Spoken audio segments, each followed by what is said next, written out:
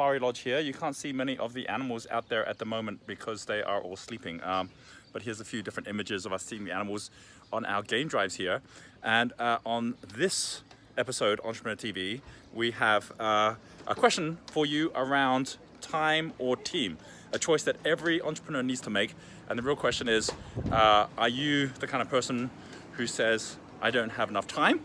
If you are, it's a good chance that it's not about not having enough time, but actually not having enough team.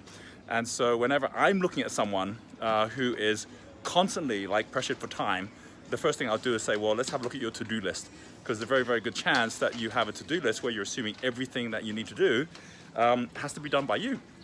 The moment that you start thinking as an entrepreneur, I mean, obviously if you're in a job, it's a different thing, but if you're an entrepreneur, you actually can then decide that instead of actually saying, I've got to do everything myself, is actually be shifting your to-do list to who's doing what list, which is where you've actually got a team, which isn't just people you are paying money to. This could be people who you are having as partners. It could be people who you're having as peers, people that are going to be working together with you to support you in the areas where you're not so strong, so that you can then get onto the things that you're best at, and they, at the same time, can support you with their strengths as well. So number one, most important thing is to say, what's the highest value thing I should be doing with my time? Because if I know what I should be doing with my time, then I can actually cut out the other 80% of things that I shouldn't be doing, the things that don't follow my talents, that I'm not passionate about, that aren't meaningful, they're not actually purposeful in what I do, and actually allow others to actually come in and support you in those areas. Because there's a very good chance that whatever are the things that you're finding toughest or least enjoyable to do, there's someone out there that can actually do that same thing 10 times faster, maybe even 10 times better, but absolutely do it in a way that's actually natural for them as well. And so this is the whole basis of wealth dynamics, understanding that each of us have a natural flow. Someone who's like a creator has a very, very different flow, which is about being creative, coming up with innovation, to someone like a trader, who's someone who's much, much more focused at how do you actually serve others and actually get the right timing. People who are more like a supporter, who's really, really good with people, is way better going out, getting connected to others than spending their time on the numbers and detail, whereas someone like a Lord is way better at doing the detail and actually leaving the networking to others. Understanding that each of us has a talent, and that if you actually think of your business as a way to bring that talent out, that your business is actually like a time machine. And what I mean by that is that if you take your time and you take the pieces of things that you shouldn't be doing with your time and you turn that into team, then that allows you to go to a higher performing time. It's like, right, if you actually weren't spending all your time doing the stuff that was low performance, what would you do with that extra time? And then with that extra time, that then allows you to be able to lift up your performance, which then in turn allows you to delegate even more to someone at a high performing level, and you just keep upgrading the performance of your time, upgrading the performance of your team. I've just walked all the way through from the waterhole, our lake out there, into here, which is our conference space. Here's Michelle here. Hello, Michelle. just doing some conditions of success. Yes, we're here at our Wealth Dynamics Masters, which basically is where we are running a program with entrepreneurs all around the world who've come here to do exactly what we're talking about on this video, which is turning their time into team. And you can see here, everyone's working on different programs here, and everyone's putting up onto the wall all the things around their business as they go as well. So for example, if we go over here, let's have a look. Here is a number of different, hi Jim, we are looking at different businesses here. Yep. So let's have a look here. Well, first of all, tell everyone where you're from. I'm from Chicago, Illinois. All right, so Jim from Chicago, and what do you got here in terms of what you're planning for your business? Well, right here I have basically broken up into 7 different areas of my company and who's going to own that. Then I took all the things that they have to do and handle, put them over here in quarters, and then I identified on the bottom right who's doing it, what tasks they're doing, and then up here by quarters, first quarter, second quarter, third and fourth, how much revenue we would have for each quarter, right, the profit, and how much the earnings would be for distributions to owners. Got it. And if you were to say difference of last year revenue-wise compared to what you're aiming for this year, what would that look like? 80% increase. 80% increase?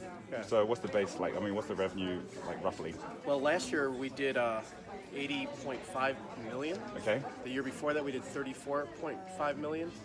And then this year 80% we'll do increase will be 150 million. 150 million. So, so this whole video, which I'm doing, is all about shifting time into team and just how important it is to have the right team members in the right place. Correct. What would you share in terms of your realization about how important getting the right team is? Well, it's kind of like having a basketball team or a baseball team, right? So if it's a baseball team, Chicago Cubs, you don't want a pitcher, right, and you being your first baseman, Yeah. or an outfielder, and you don't want an outfielder being your pitcher. Right. So you really have to identify your team and who you have, kind of like cast members of a play. Yep. Or baseball team, and putting them in their positions that really meets who they are and what they would feel fulfilled with. Absolutely. In doing. So and the more you do that for them, the more they're going to be staying around, because the more they realize that they're actually more in their flow, being in a company where they allow them to do that, than if they're out trying to figure it out for themselves. Right, Roger. Yeah, absolutely. Thank you, Jim. Thanks. Thank you, Jim. So everyone gets a bit of an idea as to exactly how this works. And hi there. Hi, we have Reski here, and we have Radka as well. Hi. Reski, do you want to share what your business is all about? Sure. We make toys that hug the planet.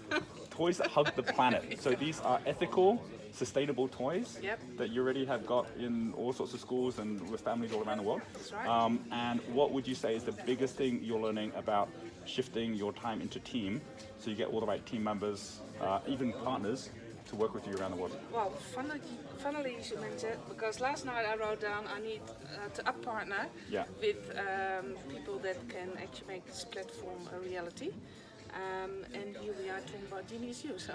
Okay, right. So you're already getting into partnership even with Genius U, which is one Right. of our companies, right? Which is awesome. It is, sure. Yeah, fabulous. So that's what it's all about. This is Raka, one of our mentors here. Hi, Raka. Hi. What would you share with everyone around the importance of team? And actually, Raka just did a talk just yesterday about her company Ataru and how she actually supports companies all over Czech Republic, companies that already are quite well known that you would have heard of.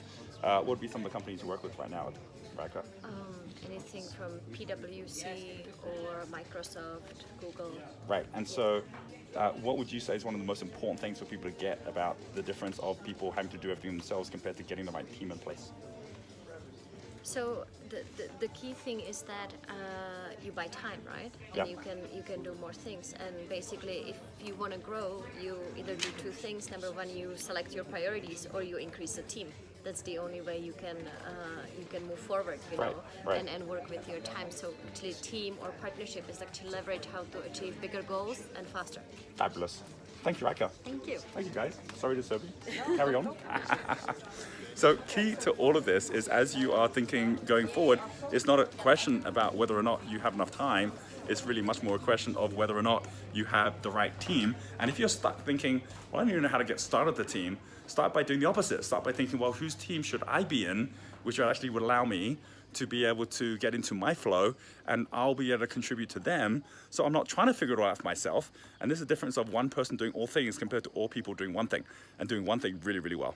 So that is the theme for this week. Do you choose time or team? I will leave you with some videos of our safari drives out here on our safari in Madikwe in South Africa.